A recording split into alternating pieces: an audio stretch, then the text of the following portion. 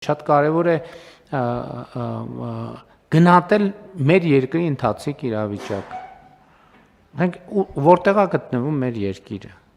Այսօր ընդհանրապես սա շատ կարևոր հարց է, բայց այստեղ շատ կարևոր գաղափարախոսական հարց էլ կա, որովհետև կապված է թե ինչ դիտանկյունից, ինչ գաղափարախոսության դիտանկյունից է դիտարկում հարցը։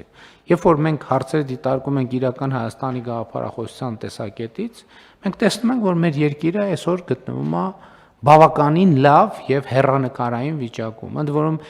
իմ գնահատականն այն է, որ մենք դժոխային իրադարձությունների միջով անցնելով հիմա հասել ենք մի կետի, որ մեր երկրի առաջ բացվել են այնպիսի հնարավորություններ, որ թույլ տվեք ասենք չեմ ուզում տեն շատ տարածական բան ասել, բայց մեր պատմության մեջ մենք այսպիսի շանս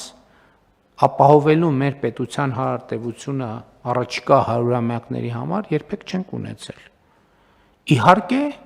ակնհայտ է, որ կան նաև սպառնալիքներ։ Եվ ընդ որում այդ սպառնալիքները եղել են միշտ։ Ոչ մի նոր սպառնալիք չկա։ Այսինքն այն բոլոր սպառնալիքները, որ եղել են, իրենք այսօր էլ շարունակում են մնալ։ Որն է տարբերությունը։ Տարբերությունն այն է, որ մենք այդ սպառնալիքները կառավարելու հնարավորություն ենք ստացել տեսական եւ գործնական, եւ երկրորդը ինչն է նորությունը այս պատմության մեջ։ Նորությունն այն է, որ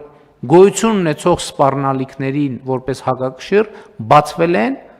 անհավանական հեռանկարներ մեր երկրի առաջ։ Բոլոր առումներով, թե տնտեսական, թե քաղաքական, թե միջազգային։ Չմոռանաք հավանել տեսանյութը եւ բաժանորդագրվել Civic AM-ի YouTube-յան էջին։